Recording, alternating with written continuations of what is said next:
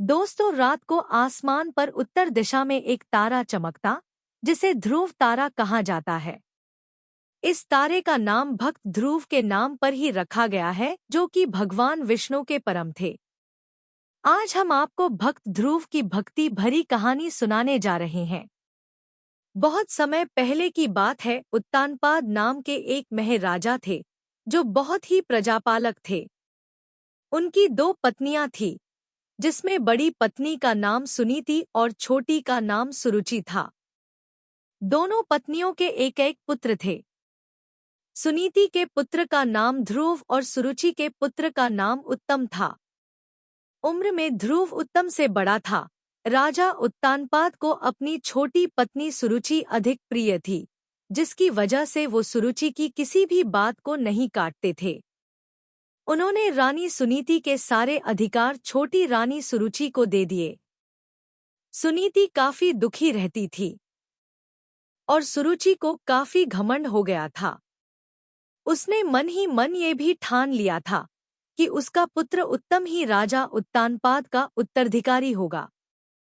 एक दिन राजा उत्तानपाद बाहर से अपने राजमहल लौटे तो नीति नियम के अनुसार उनका स्वागत उनकी बड़ी रानी सुनीति को करना चाहिए था, लेकिन उनका स्वागत करने के लिए सुरुचि ही गई।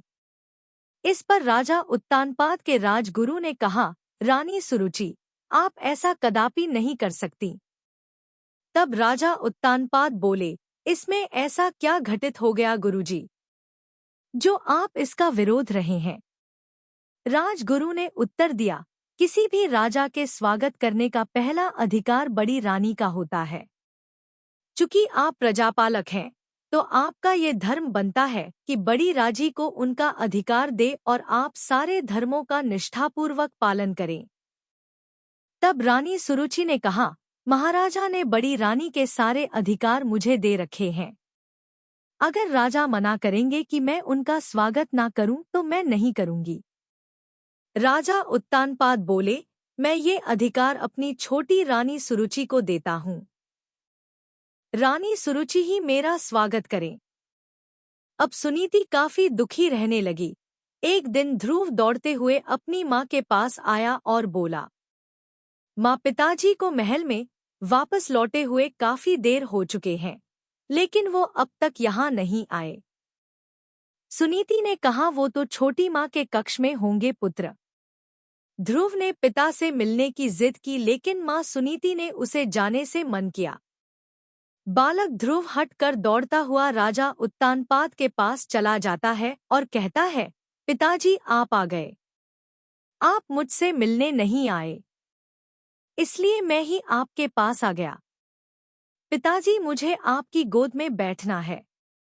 उत्तानपाद ने उसे अपनी गोद में बैठा लिया। अपने पिता के गोद में ध्रुव अभी बैठा ही था कि सुरुचि गुस्से से कांप उठी और ध्रुव को राजा की गोद से खींचकर धक्का दिया और ध्रुव नीचे फर्श पर जा गिरा और रोने लगा और बोला, माँ, आप मेरे साथ ऐसा क्यों कर रही हो? मुझे पिता महाराज के गोद में बैठने का पूरा अधिकार है। सुरुचि ने कहा कि तुम्हारा महाराज पर कोई अधिकार नहीं है। ना तो तुम उनके गोद में बैठ सकते हो और ना ही राजगद्दी पर।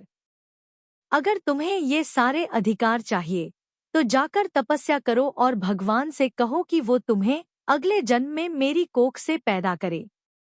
ये अपमान सहकर ध्रुव रोता हुआ अपनी माँ के पास गया और उनसे सारी बात बताई, जिसे सुनकर सुनीति की आंखों से आंसू आ गए और वो बोली, पुत्र, इसलिए मैं तुम्हें वहां जाने से मना किया था, फिर भी तुम वह चले गए। मैं तुम्हें इस तरह दुखी नहीं देख सकती। ध्रुव ने पूछा, माँ, मुझे पिताजी का प्यार कैसे मिलेगा? सुनीति ने कहा, भगवान सब अच्छा करेंगे। वो चाहे तो कुछ भी हो सकता है।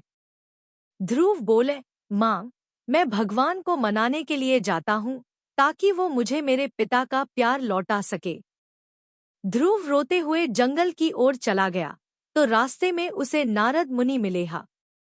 उन्होंने ध्रुव को समझाया, पुत्र, तुम अपने घर वापस लौट जाओ, क्योंकि तुम जिस राह पर चलने की प्रतिज्ञा कर रहे हो वो बहुत कठिन है।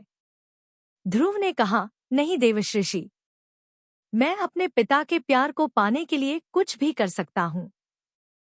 तब नारद जी ने भक्त ध्रुव को ओम नमो भगवते वासुदेवाय मंत्र बताया और कहा कि तुम इस मंत्र का जाप करो, भगवान तुम्हारी अवश्य सुनेंगे।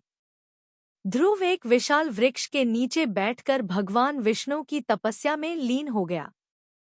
इधर उत्तानपाद को अपने किए पर काफी पश्चाताप हो रहा था। उधर आंधी आई, तूफान आई, लेकिन हर चीज से बेफिक्र ध्रुव मंत्र का जाप करता रहा। ध्रुव की घोर तपस्या से भगवान प्रसन्न हुए और उन्होंने ध्रुव को दर्शन देते हुए कहा, आंखें खोलो पुत्र ध्रुव, मैं तुम्हारी इच्छा और मन की व्यथा दोनों को समझता हूँ। तुम्हारी सारी इच्छा पूरी होगी पुत्र। तुम्हें मैं ऐसा लोक प्रदान करता हूँ जो चंद्र, सूर्य आदि ग्रहों, सप्तर्षियों और सभी नक्षत्रों से भी ऊपर है। तुम युगों युगों तक ध्रुव तारा के नाम से जाने जाओगे। जो लोग भी संध्याकाल और प्रात काल में तेरा गुणगान करेंगे उन्हें पुण्य की प्राप्ति होगी। उस स्थान पर तुम्हारी माता सुनीति भी तुम्हारे साथ निवास करेंगी। अब तुम अपने महल लौट जाओ, वहां सब तुम्हारी प्रतीक्षा कर रहे हैं। अपने सारे कर्तव्यों का अच्छे से निर्वाह करो। ऐसा कहकर भगवान विष्णु वहां से अंतर्ध्यान हो जाते हैं और ध्रुव अपने महल लौट जाता है, जहां सभी उसे पाकर काफी खुश हो जाते हैं। सुरुचि को भी अपनी गलती का एहसास हो चुका था। दोस्तों, उम्मीद है आपको ध्रुव की कहानी पसंद आई होगी। हमें ध्रुव की कहानी से क्या शिक्षा लेनी चाहिए कमेंट कर जरूर बताएं।